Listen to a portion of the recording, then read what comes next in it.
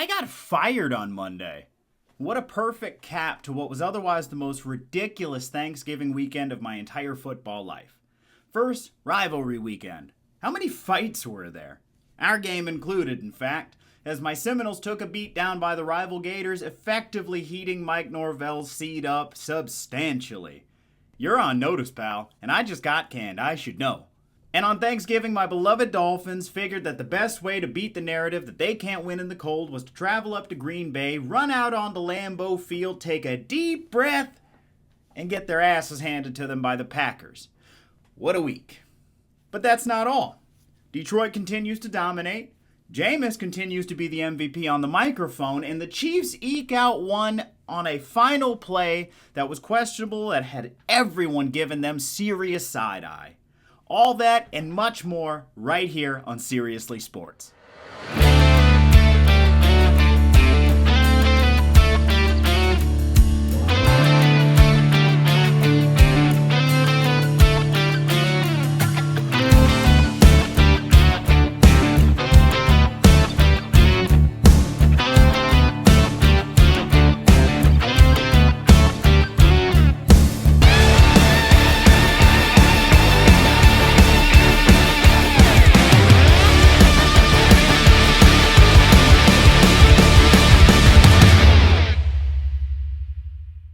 We come back into it, and the Miami Dolphins and Tua continue to struggle against good teams, and especially up north. Now, this particular game featured a combination of both. The Packers are kind of playing really well right now, and it happened to be really freaking cold up there. But, you know, surprise, surprise, we should be expecting that.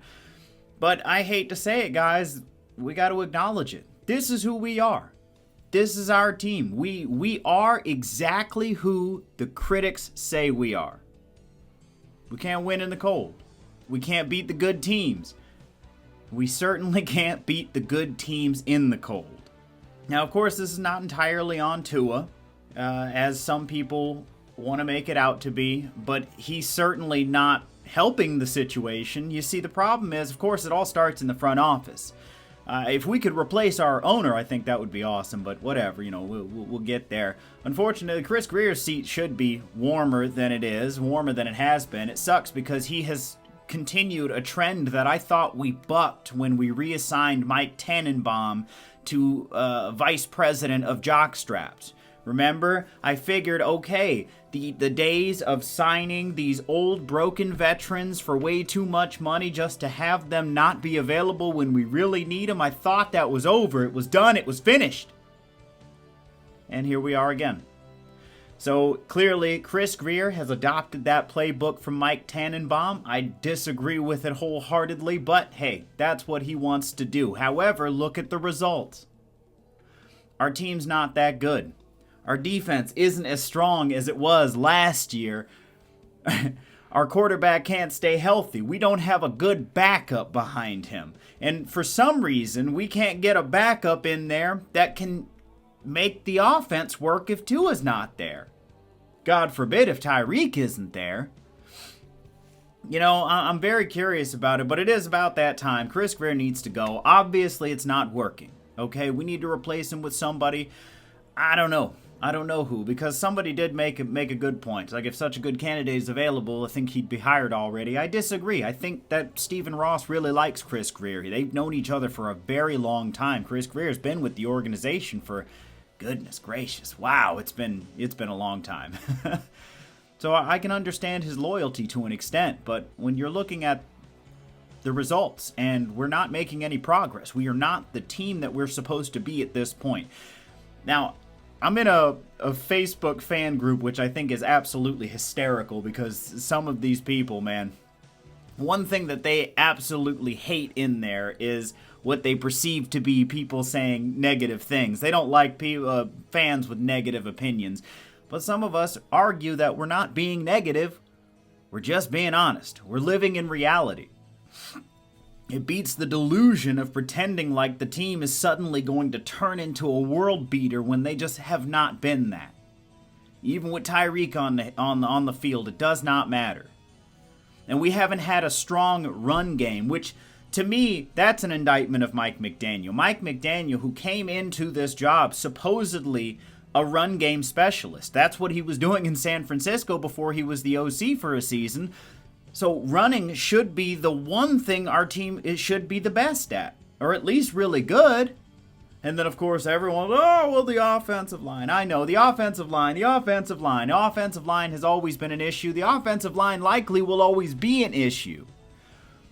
But we're going to have to figure out a way to work around that. Unfortunately, I don't think that Tua is the right quarterback for our situation. Here's my thing. I will go back. Now, I didn't want Miami to draft Tua, but I did say after he was drafted that if he failed, it would not be because of football reasons. I still believe that. However, I don't think he's going to be successful in Miami. I think that he is along the lines of a Drew Brees type of deal in terms of his play style and arm strength and things of that nature. And that means that he needs a better environment in order to make it work. Case in point, and I mentioned this one before, I don't know if it was in the last video or not. I'm already losing track. That's not a good sign. Drew Brees succeeded because of very specific factors. He had Sean Payton. He played in New Orleans. They were in a dome. One of their other division rivals were also in a dome. And then the other two teams were not much to worry about. So, of course, Drew Brees was able to win a Super Bowl like that. But we are not that situation. And it's very important to understand that. And unless Chris Greer is suddenly going to figure out how to build an offensive line, which he has, I'll say he's been able to do, but only temporarily. If he can build one that will actually last a season, then maybe we'll get to see that. But until that happens, Tua's got limitations, and there's no way around it. He's limited. And if the rest of the team can't carry him, well, this is what we are. Not too unlike Dallas, but let's not go there, man. Now, let's not go there. As Dallas has their own issues going on, but something's got to change, guys. And for those fans in there who want to get mad, look, I love the eternal optimism, but are you really satisfied getting knocked out in the wild card round every single year? Is that worth it? Because it doesn't feel like it to me. You know, after a while, you got to stop being okay with that, and you got to start wanting more. Because if you don't start wanting more, why the hell should the franchise? Why should the organization? Why should Stephen Ross bother committing any additional resources to trying to fix the problems if everybody's just going to come buy tickets anyways and be happy with it? I root for my team as much as I can. I really try to. But I also try to live in reality. And the reality is, this team, as it currently exists today, isn't built to win a Super Bowl. They're not built to beat the heavyweights in the AFC. They're not built to beat Detroit. Or Green Bay, as it would happen. And I hope that will soon change. So you gotta love this rebirth of Jameis's career. I love Jameis Winston. I can't get enough Jameis Winston. I loved him at FSU. I'm a Seminole fan. I loved him coming in. I loved him in Tampa, even though he was a turnover machine. You know, if we could quote him from that remarkable campaign of his where he had over 5,000 passing yards, 33 touchdowns, and 30 picks. As he said, you look at my numbers, I'm balling. You know, I got to stop giving the ball to the other team. And, you know, one thing that really sticks out to me, I love his accent, man. He's got that deep Bama accent, and it is one of my favorite things ever. I love hearing him talk. And, of course, he's a quote machine. More recently, he has been way more vocal about his religion, which I think is kind of refreshing because over the last few years, you've seen a lot of that getting kind of silenced, which has been really unfortunate to see. But if you would, please join us real quick for a moment with Jameis. It's an opportunity to continue to glorify the Lord even through the toughest circumstances. I know I'm better than this. I know. I'm just praying for the Lord to deliver me from pick sixes. Like, You see what I mean, man? He just has a way about him. I'm just praying for the Lord to deliver me from pick sixes. It's like you and me both, brother. Well, we're hoping you get it figured out, Jameis. I would love to see this. This is the comeback story of the ages. I want to see Jameis be successful. I'd love him to see I'd love to see him get another opportunity to go to a team where he has a shot to win something. And because he deserves it. You know, he's a hard worker, and he's dedicated. He's a team guy. He loves the game of football. If I could, real quick, talk about him prior to that game against the Steelers. He was so excited to be playing in the snow. I am so happy and grateful that the Lord has blessed me to play in some snow, to be in true football weather in Cleveland, Ohio, at Huntington Bank Field today to give him the glory. It's a beautiful day. Sure feels like you're playing in the AFC North.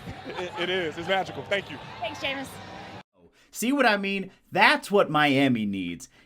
And I've been on it for a long time. I've been saying that our quarterback should be a Northern guy. And you know what, I've had people argue with me about it, whatever, but all of our most notable quarterbacks were Northern guys. I don't care what you say.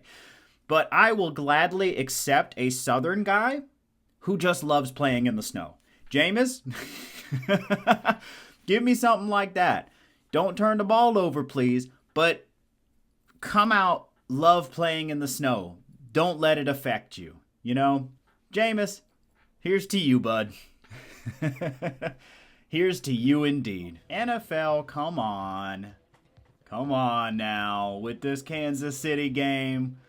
You know, like, I'm normally one to let it be, you know, and I don't love to get into conspiracy theories, although I do love hearing them. They are incredibly amusing.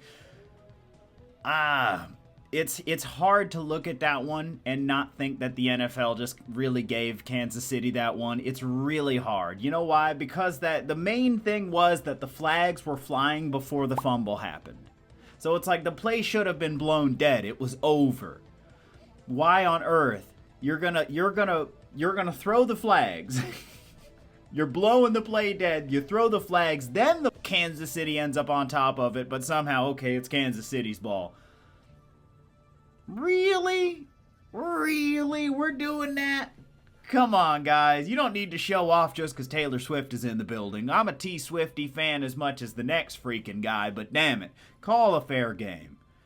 You know, if you want to buck this conspiracy rumor that the NFL is somehow scripting games, you got to clean that sort of thing right there up. Right there.